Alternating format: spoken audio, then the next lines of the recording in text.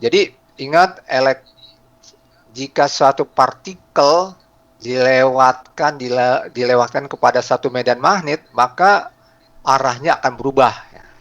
Saya lupa hukum apa, coba nanti cari sendiri ya, hukum apa gitu ya. Nah, ini fokusnya. Jadi selama ada ininya on off terus, maka posisi dari sinar X itu akan berubah-berubah terus gitu ya. Nah, karena ada dua fokus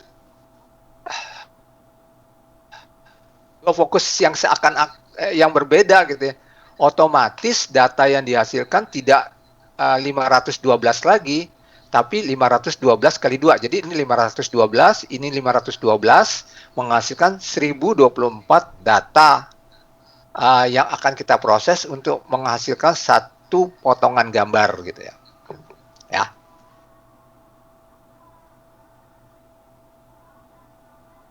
Oke, sampai sini idenya bisa ditangkap apa enggak? Ini agak susah nih soalnya nih.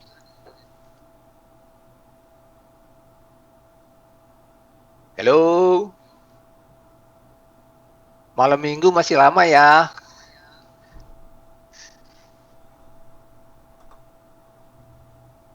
Akan menghasilkan resolusi gambar yang tinggi gitu ya.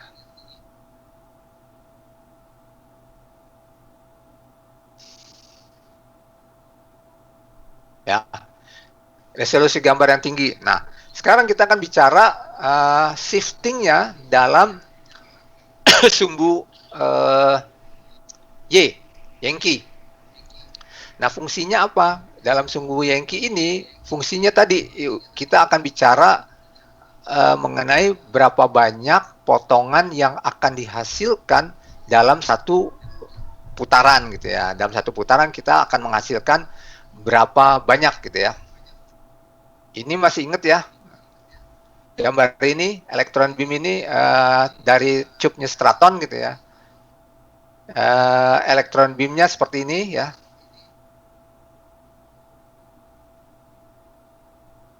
Oke ya. Nah, ini berpindah-pindah seakan-akan mempunyai dua fokus ya, akan menghasilkan dua data yang berbeda. Kalau tadi masalahnya resolusi, sekarang akan bicara datanya ini adalah berapa banyaknya potongan yang dihasilkan dalam satu putaran. Ya, kita lihat di sini. Contohnya kita menggunakan 5 modul detektor ya. Detektor 5 modul ya. Jadi detektor 1, 2, 3, 4, 5. Karena di sini ada dua alternating X-ray beam, kita akan menghasilkan dua set gambar nih. Dari 5 kita menghasilkan 10. 1, 2, 3, 4, 5. 10 gambar. 10 data gitu ya. Yang akan menghasilkan gambar yang lebih bagus gitu ya.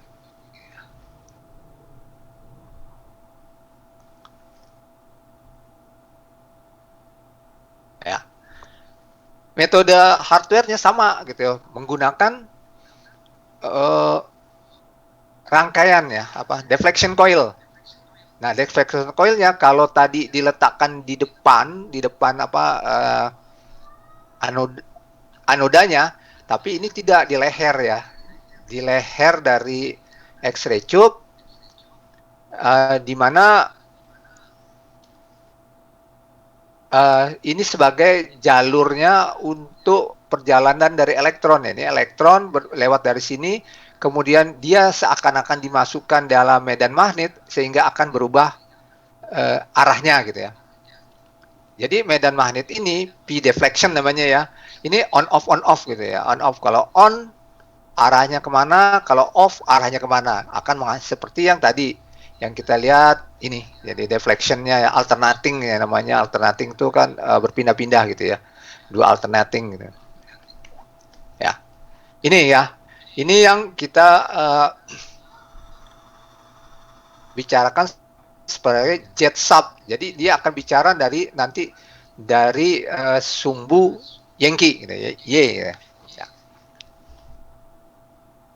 Nah, ini kalau kita lihat beberapa perbandingan ya tentang banyaknya detektor gitu ya. Kalau atas ini adalah GE 64 slice. Dia betul-betul menggunakan 64 jejer detektor. Jadi 64 kali 0,625 ya. Lebarnya ini 6,25 mili gitu ya. Kemudian Toshiba gitu ya. Lebih kecil karena apa? Tiap detektornya lebarnya itu cuma 0,5 gitu ya. Nah, kemudian di Siemens. Siemens itu menggunakan hanya 32 detektor gitu ya. Jadi 32 detektor ya. Yang kiri kanan ini adalah reference ya, detektor reference gitu ya. Anda menggunakan 32 detektor, tapi dengan menggunakan jet sub tadi, detektor ini bisa menghasilkan 64 data ya dalam satu putaran gitu ya. Dalam satu dalam satu pulsa ya, dalam satu pulsa gitu. Dalam pulsa satu dia menghasilkan 64 64 64 gitu. Pokoknya dikali 2 semuanya gitu ya.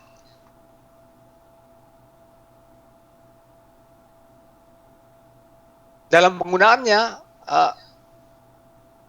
tidak semua pemeriksaan itu akan menggunakan 64 gitu ya. Atau 2 kali 32. Tidak gitu. Tergantung pemeriksaannya seperti apa gitu. Nanti kita lihat misalnya pilihannya ada seperti apa akan kita lihat nanti. Nah, sekarang kalau kita lihat di jejeran detektor segini banyak ya 64. Tadi kan saya bilang sampaikan. Bayangkan kalau misalnya detektornya itu lebar-lebar gitu ya. Berapa jaraknya gitu. Kalau ini kan 64 kali 6,25 itu sekitar 30 mili ya kalau nggak salah ya, 30 milian lah ya, 30 milian. Kalau ini cuma 16 mili lah lebih kurang ya. Yang ini 32 mili gitu, lebarnya gitu. Nah, ini karena menggunakan modul detektor yang kecil.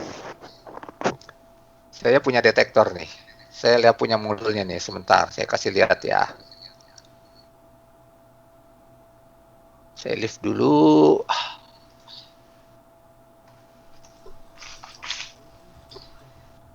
Nih, makin lebar detektor itu bukannya makin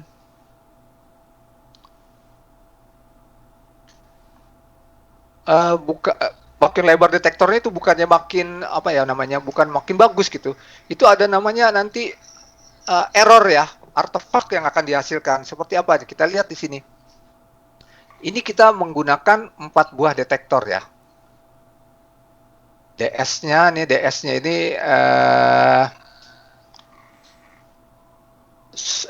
itu adalah slice width ya. Slice width-nya itu ini. Ya, ini ya. Ini 4 buah detektor ya. Kalau kita kasih objek, ini kita kasih objek ya. Ya. Ini dapat data, yang kedua dapat data, yang ketiga dapat data, yang keempat dapat data tapi tidak full. Ya. Nah, sekarang kalau kita putar, lihat. Detektor yang pertama dapat data, kedua dapat data, ketiga dapat data, yang keempat nggak dapat data. Ya, ini yang namanya cone angle error artefak namanya. Jadi dalam penggambarannya nanti tetap ini di daerah yang ini nih akan ada gambar gitu ya. Tapi gambarnya tidak sedetail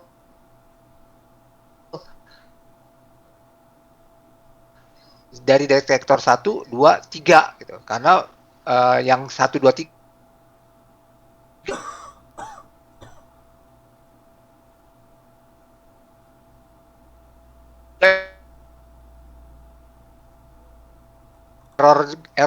error gambarnya itu juga makin banyak gitu. Gambarnya tidak detail gitu ya. Banyak kehilangan detail gambar ya, walaupun dia menghasilkan gambar, dia akan kehilangan banyak detailnya ya. Dan ingat, kalau kita kebanyakan kehilangan detail gambar, akan berakibat kepada apa? Penegakan diagnosanya akan meleset gitu ya. Akan meleset dan akibatnya dokter akan mengambil tindakan yang salah gitu ya. Nanti kita lihat ada contoh gambarnya di belakang ya, kita lihat nanti. Nah, itu kan what happened with more than 4 slice gitu. Pertanyaannya itu. Nah, oleh karena itu gitu ya, pada detektor-detektor Siemens kita tidak, kalau misalnya contohnya ini volume zoom namanya ya, 8 detektor, kita tidak menggunakan lebar detektor yang sama, tapi yang berbeda-beda untuk menghilangkan yang namanya cone angle tadi. Sama juga yang 16 ya, yang 16 ini sama di sini, tapi yang di pinggir-pinggirnya tidak gitu. Ya, ada pertanyaan sampai sini? Saya sudah sampaikan pada penggunaannya yang namanya multi slice ini tidak selalu menggunakan 64-64-nya gitu ya. Tergantung dari tipe pemeriksaan yang digunakan ya. Kalau dalam single slice kita cuma kenal hanya ada satu kolimator ya. Kolimator yang ada di depan di tempat keluarnya sinar X ya. Jadi dia akan membatasi tebal slice-nya berapa gitu ya. Mau 10 mili, 5 mili, atau 8 mili, atau 1 mili, atau 2 mili ya. Jadi itu lebarnya. Nah, kalau di multi slice, selain kolimator yang ada di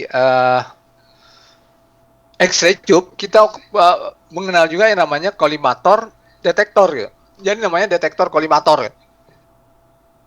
Detektor kolimator ya ini. Jadi detektor kolimator ini diletakkan di depan detektornya gitu. Fungsinya apa gitu. Nah, ini fungsinya. Tadi saya sampaikan bahwa tiap pemeriksa itu belum tentu menggunakan 64 data gitu ya. 64 data yang belum tentu gitu. Jadi tergantung nanti dari pemeriksaannya. Kalau misalnya pemeriksaan kepala itu nggak perlu lah 64. Dia cuma misalnya supaya cepat dia punya cuma 64 gitu. Nah, ini kalau ini gambar ini yang hitam ini adalah detektor kolimatornya gitu. Jadi kalau misalnya cuma 4 dia akan nutup nih. Hanya akan membuka ini 4 detektor gitu ya. Saya lihat gambarnya ada nggak ya? Oke. 4 detektor. Nah, kalau ini contohnya adalah mode 0 namanya. Mode 0 ini adalah 32 detektor yang digunakan keseluruhannya gitu. Ya. Nah, tadi disampaikan 32 dikali 2 berarti nanti akan menghasilkan 64 data gitu ya. Sebesar 0,6 mili tiap datanya gitu. Terus ada contoh lagi sekarang modenya mode 0 dengan 30 30 modul yang digunakan. Nah, ini kalau kita lihat tadi 32, ini dengan 30 itu 2 detektor yang paling ujung ditutup. Jadi cuma menggunakan 30 nih, 30 modul detektor nih. Ini udah ditutup, geser gitu ya. Kalau kita lihat lagi yang lebih ekstrim lagi, ini adalah mode 1 nih. Mode 1 itu adalah 2 slice. Nah, kebiasaan untuk kepala nih ya, 2 slice. Masing-masing slice lebarnya 1 mili. Kan tadi kita sudah sampaikan bahwa lebar tiap ini adalah 0,6 gitu.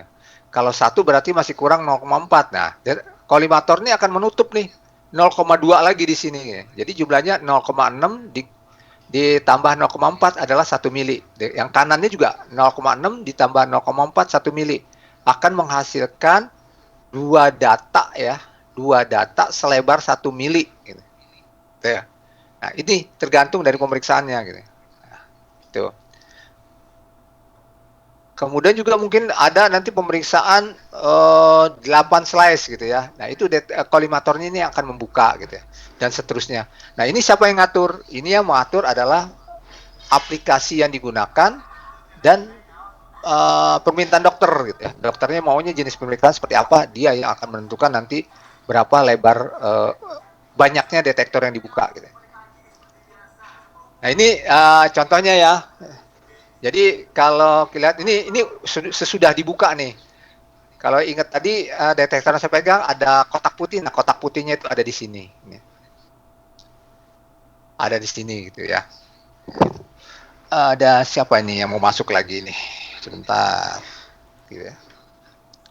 Ini foto diodanya, kemudian ini rangkaiannya elektronik ya di sini. Analog to digital converternya segala macam tuh ada di sini gitu. Dan ini lebih kurang seperti ini bentuknya gitu ya, detektornya, sintilasi kristalnya lihat di sini lebarnya tidak sama gitu ya. Karena untuk mengurangi efek cone angle tadi gitu ya. Nah, pada penggunaannya tadi saya sudah sampaikan bahwa pergerakannya itu ada sebentar, ada teman yang mau masuk. Oke. Pergerakannya ada yang sumbu X untuk menghasilkan resolusi gambar yang tinggi, ada sumbu Y yang akan menghasilkan jumlah banyaknya detektor gitu ya. Nah, pada sistem yang high end gitu ya.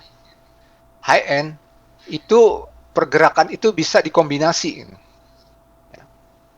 Bisa dikombinasi mau satu gerakan sumbu X saja atau satu gerakan sumbu Y saja gitu ya. Kalau yang untuk high end, nah, itu ya namanya kita nyamakan reading frame gitu ya. Nah, reading frame-nya gimana? Jadi kalau kita lihat di sini ada dua gambar gitu ya. Ada dua gambar yang masing-masing gambar itu kita lihat di sini ada Z, ada P. Z ini akan menghasilkan banyaknya slice, pi ini yang akan menghasilkan resolusinya gitu. Ya, jadi seperti ini gitu. Jadi gerakannya itu nanti akan berkas elektron itu akan bergeraknya itu begini juga ya, begini juga ya. Jadi begitulah gitu ya. Tergantung nanti pilihannya mana gitu. Kalau yang atas ini pergerakannya cuma sumbu yang merah ini adalah pergerakan untuk sumbu pi-nya gitu ya. Yang putih ini ada pergerakan untuk sumbu Z-nya gitu ya. Nah, itu cuma ini aja pilihannya gitu. Nah, ini di sini satu gitu ya. Jadi pilihannya mana mau pi atau Z gitu. Nah, kemudian di sini ada pilihan kedua nih. Pilihan keduanya itu adalah pergerakan ke pi iya, ke Z dia gitu ya. Ke Z iya, ke pi iya gitu. Kalau tadi hanya menghasilkan 1160 set gambar, tapi dengan pergerakan seperti ini gitu P dengan Z gitu ya, atau Z dengan P akan menghasilkan jumlah data sebesar 2319 gambar. Jadi pergerakannya cuma pertama dia ke ke P kemudian ke Z gitu ya gitu. Nah, ada pilihan ketiga. Dia akan akan bergerak seperti ini nih. Ke P dulu, ke Z, terus P, Z kan. Jadi seperti membentuk huruf X gitu ya. Ini bergeraknya sangat cepat gitu ya. Nah, ini akan menghasilkan data sebesar 4.640 gambar ya, 4.640 data set gitu. Tapi ini hanya terjadi ini yang pada sistem-sistem yang high end gitu ya, yang benar-benar target scan-nya itu adalah yang benar-benar misalnya contohnya jantung gitu ya. Nah, ini yang biasanya digunakan. Cuma yang untuk menengah dengan low ini nggak ada gitu. Karena ini tabungnya jadi amat sangat mahal karena ada mechanical dari deflection coil-nya yang double gitu. Kita lihat nanti di gambar di alat apa ya. Oke. Tadi saya sampaikan bahwa dengan adanya cone angle dan segala macam, kita akan ada data yang saya bilang sih nggak hilang ya, cuma kurang jelas lah gitu ya. Kalau lihat di sini contohnya nih, ini yang tidak pakai jet sub nih, ya. Jadi benar-benar 64 slice atau 32 slice atau 16 slice gitu ya. Lihat di sini gambarnya gitu. Apa yang hilang? Gitu. Yang ini hilang inilah pembuluh darah ini nih. Di sini nggak kelihatan. Gitu. Kemudian ini ada di sini ada dia menggunakan apa ya namanya apa ya spiral ya untuk menghindari mengobati apa penyumbatan pembuluh darah gitu. Di sini nggak kelihatan gitu. Kemudian ini seakan-akan terputus-putus nih, karena seakan-akan ini ada penjumbatan di sini nih gitu ya. Lihat di sini ada ini kalau ini yang hitam ini penjumbatan total, kalau ini penyumbatan sekitar ya mungkin 60-70%, 40% gitu ya. Tapi kalau misalnya menggunakan jet sub, lihat semuanya jelas. Gitu. Nggak ada apa-apa di sini juga nggak ada apa-apa gitu. Nggak ada apa-apa gitu ya. Contoh lain misalnya ini pembesarannya ya, lihat ya gambar yang tadi ya. Ini akan-akan ada penyumbatan gitu ya. Ini ada penyumbatan padahal di sini nggak ada apa-apa gitu. Nah ini tadi saya bilang akan-akan ada penyumbatan 30% ya, nggak ada apa-apa sih sebenarnya di sini. Nih, ini adalah penggunaan ring ya, ring jantung ya. Kalau gambar yang kiri ini ring jantungnya ini kelihatannya udah mulai menyumbat nih gitu ya, udah mulai menyumbat lagi. Tapi kalau kita lihat pakai jet sub, enggak, masih oke gitu ya, masih oke gitu, masih bagus gitu. Ini yang paling jelas gitu ya. Nah, kita lihat misalnya contohnya mana ini, ya. Ini kayaknya ada penyumbatan. Kalau lihat sini nggak ada nih, mulus. Gitu. Di sini nggak kelihatan ya. Ini di sini ya. Seakan-akan ini ada penyumbatan tapi enggak, di sini kita lihat ini mulus, nggak ada apa-apa gitu. Ini juga nih semuanya mulus gitu ya. Iya, ini yang lebih jelas lagi ya. Ini tadi ini sepertinya ada penyumbatan tapi enggak, kenyataannya enggak gitu, nggak ada apa-apa di sini, bersih lagi di pembuluh jantungnya ini juga nih, ini bersih gitu ya. Nah ini satu lagi yang namanya ini gambarnya nggak terlalu ini sini ya. Saya nggak tahu di komputer kalian bisa lihat lebih jelas apa enggak gitu ya. Cuma di sini kita lihat di sini gambarnya ini ya. Bedakan antara penggunaan tanpa jet sub dengan jet sub. Ini jauh lebih detail ya dibanding ini gitu. Oke, multi slice ada pertanyaan nggak?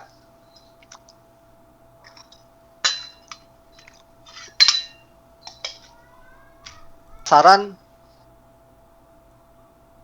ada yang namanya CT scan yang sampai 512 slice gitu ya.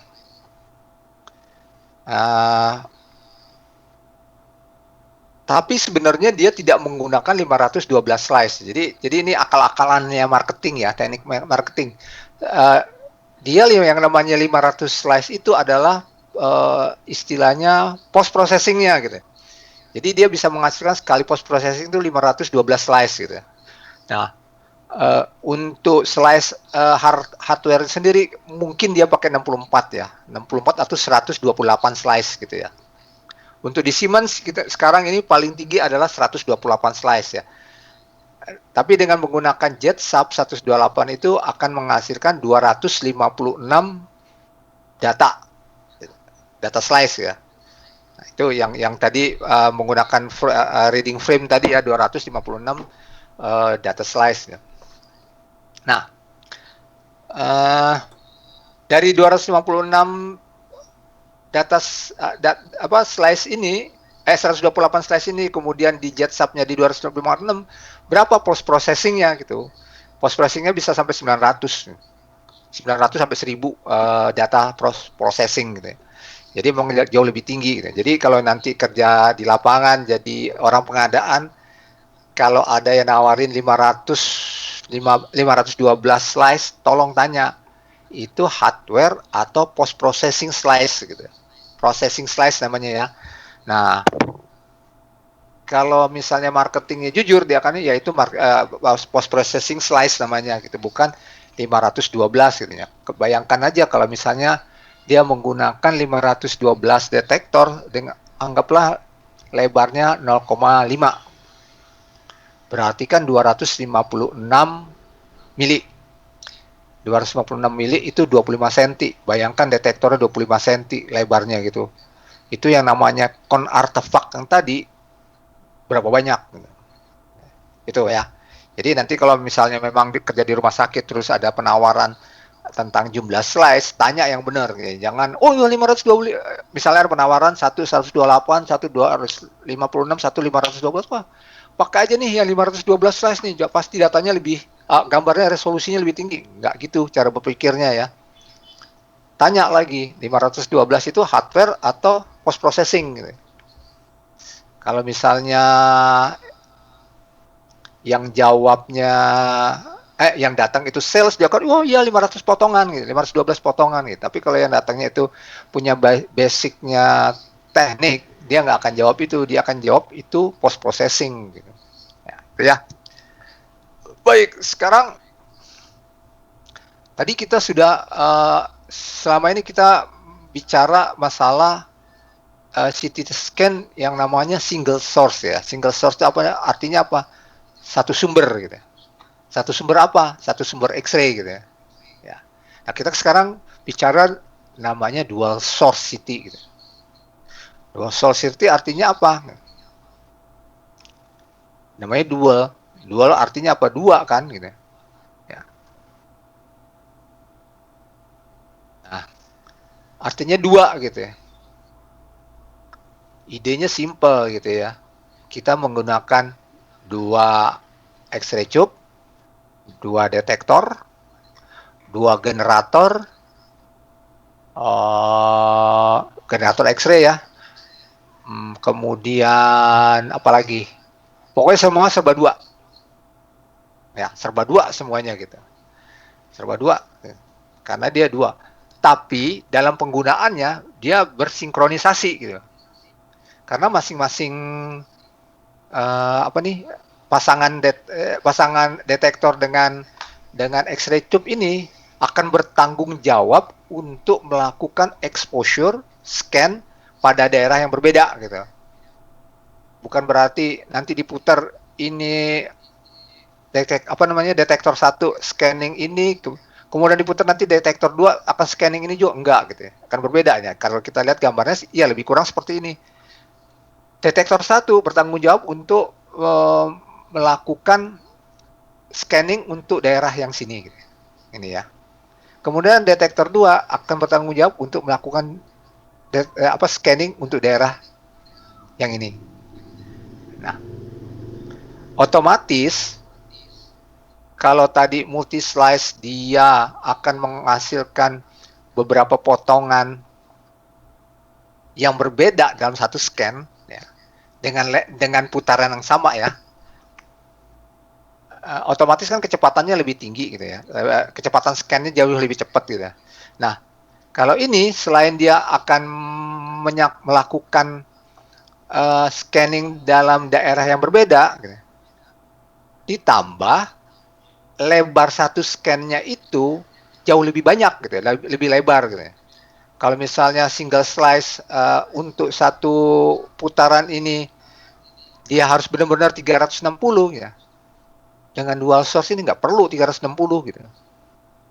Karena lebar areanya ini sangat lebar, separohnya. Mungkin untuk menghasilkan satu gambar, satu putaran pada single slice, dia hanya membutuhkan separohnya.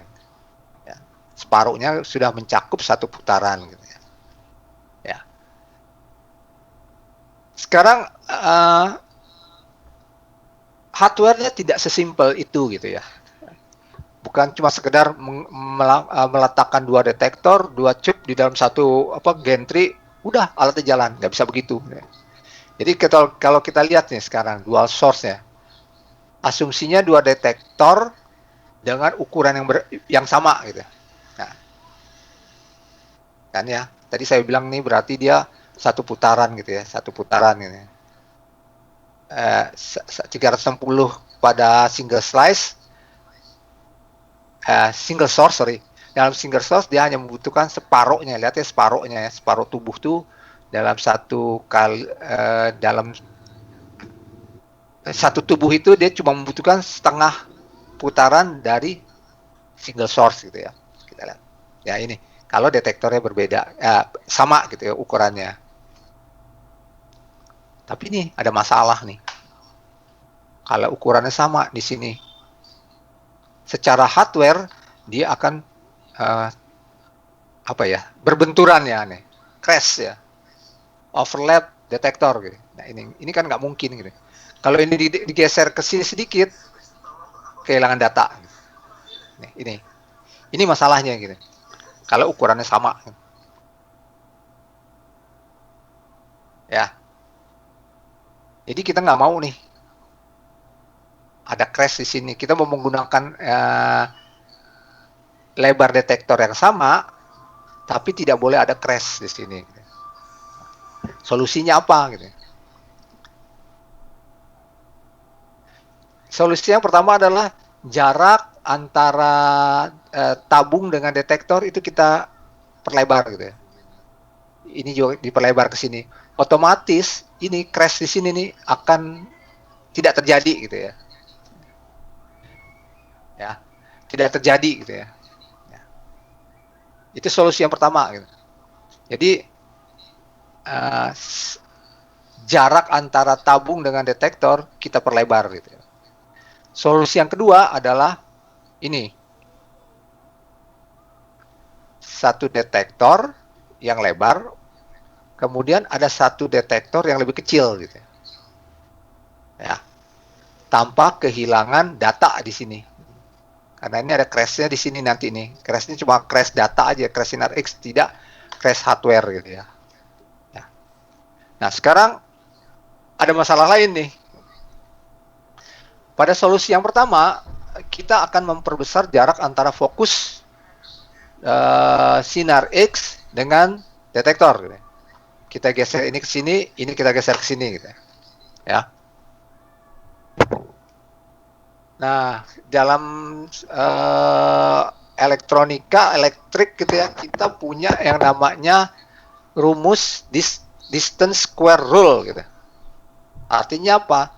Kalau jarak kita perlebar 2 kali, maka power yang dibutuhkan akan berlipat 4 gitu. 4 kali dari yang dibutuhkan gitu. Kalau 3 kali jaraknya kita perlebar, kita membutuhkan 9 kali power. Jadi misalnya powernya ini 100 kilowatt untuk dual source ini. Supaya ini tidak terjadi tabrakan ya, kita kalikan 2 gitu. Berarti powernya naik kan, dalam satu tabung ini jadi berapa? 400 kilowatt kali 2, 800 kilowatt dan seterusnya ya. Dan seterusnya gitu ya. Kita lihat ya ini. Secara sistem nggak masalah gitu. Kita mau naikin berapa itu nggak masalah gitu ya. Paling ukuran alatnya nanti membesar gitu. Tapi akan ada nanti secara ekonomis gitu ya, secara rumah sakit itu akan jadi masalah gitu. Kalau kita naikkan 400 itu bukannya sekedar 800 kilowatt yang kita sediakan, mungkin 800 kilowatt itu hanya untuk membangkitkan sinar X gitu, belum yang lain-lainnya gitu. Nah itu 800 kilowatt itu adalah sekitar ya lebih kurang 800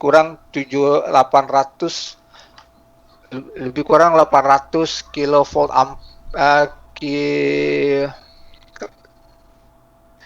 800 kVA ya, 800 kV ya, tergantung ininya berapa gitu ya, faktor P-nya berapa gitu ya. Nah ini yang akan jadi masalah di rumah sakit gitu ya, dia harus menyediakan power yang sangat besar sekali gitu, dan ini nggak mudah gitu ya, nggak mudah buat rumah sakit karena biayanya jadi besar gitu.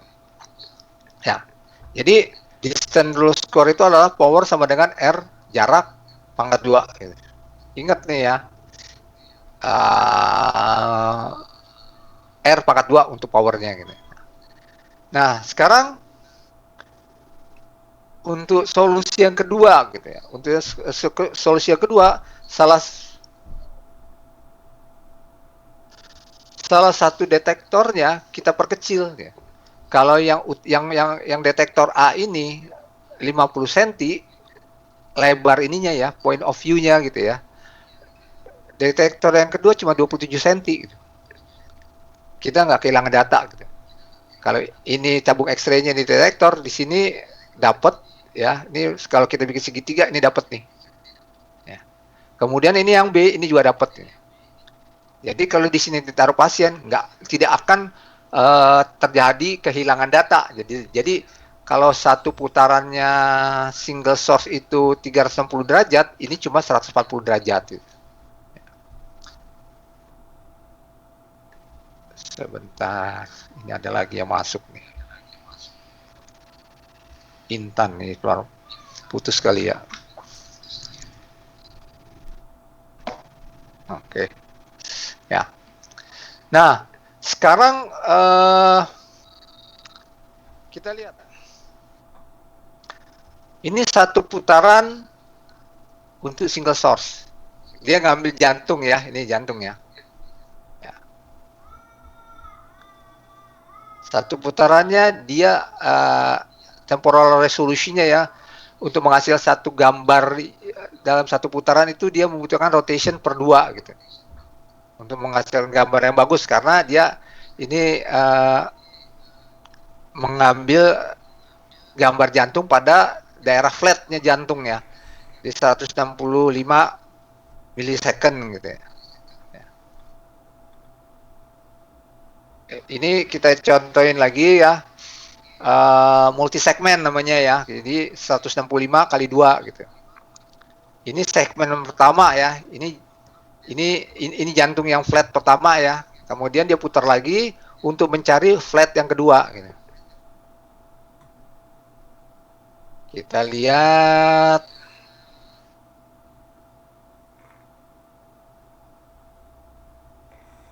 Nah, itu dia mulai pada flat yang kedua di sini ya. Nah, ini yang merah ini ya. Ya. Jadi yang flat yang pertama 165, flat yang kedua dia 83 gitu. Jadi bervariasi antara 83 sampai 165. Kita lihat di sini terjadi nih gambaran nih, pergeseran gitu. Walaupun gambarnya bagus, tapi sebenarnya terjadi pergeseran gitu. Nah, sekarang kita lihat apa yang terjadi kalau misalnya single source dengan 60 bit per menit ya. Jadi mereka ngambil di sini ya. Ini 100 tadi berapa? 165 milisecond ya. Ya. Ini gambarnya seperti ini gitu. Karena flatnya cukup untuk menghasilkan gambar yang bagus. Gimana kalau detak jantungnya lebih cepat, 2 kali cepat? Otomatis daerah flatnya ini lebih sempit. Bandingkan gambarnya ini bagus bener ya, detail ya. Sekarang ini mulai agak blur gitu ya. Karena apa? Kita melakukan scan di daerah pada saat jantung itu bergerak nih, daerah atasnya ini ya. Ini apa nih? QRST, daerah T ya gitu ya. Dan daerah T-nya juga gitu ya. Bergerak ini nggak boleh ini. Yang ideal nih harus benar-benar diambil di sini gitu. Oh, sorry. Yang tadi ya. Nah, sekarang kita lihat sekarang nih. Kalau menggunakan dual short city, temporal resolutionnya tidak 165 tapi 83 mili. Nah, kita lihat di sini daerah flatnya adalah ini ya. Ya. Flat semua sekaligus. Ya. Jadi lihat di sini cuma 83 milisecond. Ya. Gambarnya lihat sama lah dengan apa namanya, dengan yang 165, tapi waktu penyinarannya jauh lebih cepat gitu ya. Ini sangat menguntungkan untuk pasiennya gitu ya. Gitu ya. Kita lihat sekarang perbandingan antara 60 bit dengan, ya kalau ini 60 bit ya, tadi ada 83 milisecond gitu ya. 83-nya. Sekarang kita lihat dengan 120 bit ya. Karena daerah temporal resolutionnya tipis ya, kecil ya, otomatis gambar yang dihasilkan sama gitu, dengan 60 bit per menit gitu. Ininya sempit, walaupun di sini terjadi scanning, tapi boleh dibilang tidak mempengaruhi gambar secara signifikan gitu ya. Ya.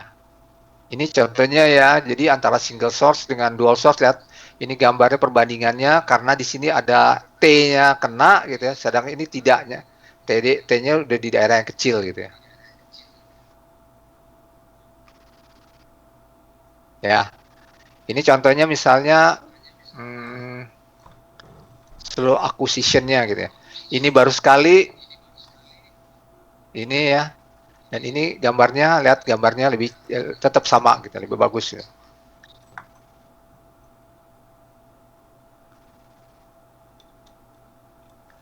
Oke. Ini bagaimana untuk kecepatan scanningnya ya? Oke.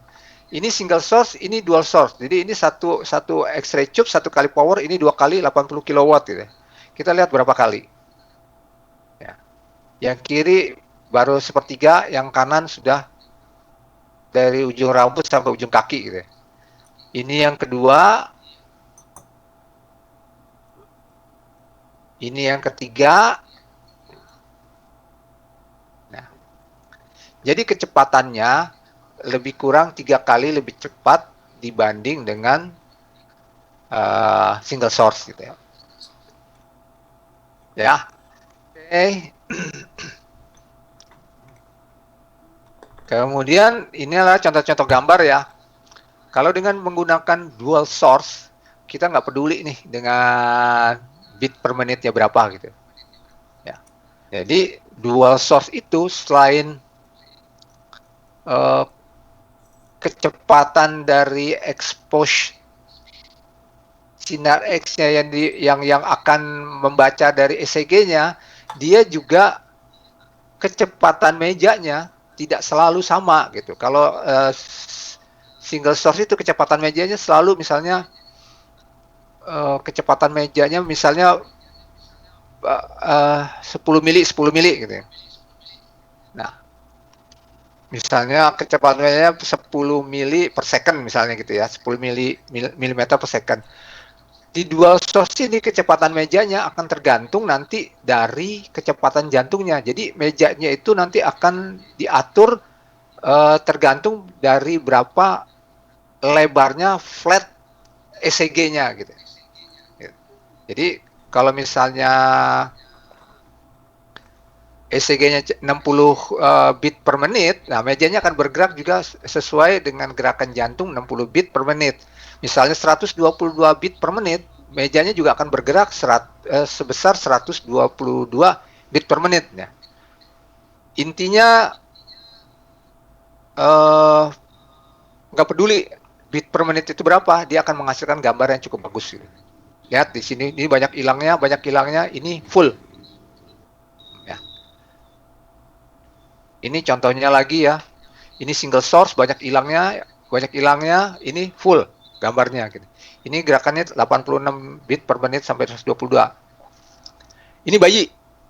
Bayi itu kan gerakan apa namanya? Jantungnya itu tinggi ya, 144 bit per menit gitu ya. Ya, ini lihat ya gambarnya. Kita bisa menghasilkan gambar renderingnya yang tetap detail gitu ya. Jadi, kalau lihat 2D-nya di sini tidak ada apa namanya detail yang hilang gitu ya. Kemudian ini gambar orang dengan aritmia gitu ya. Aritmia itu artinya apa? Detakan jantungnya itu tidak beraturan gitu. Kadang-kadang 84 detakan per menit atau 49 dan seterusnya gitu. Jadi gerakan BPM-nya itu berkisar antara 48 sampai 93 bit per menit ya. Dia menghasilkan gambar sama. Kenapa? Selalu mendetek flat areanya ini berapa gitu ya. Flat area ini berapa dan mengatur kecepatan meja gitu. Habis ternyata 47 tuh.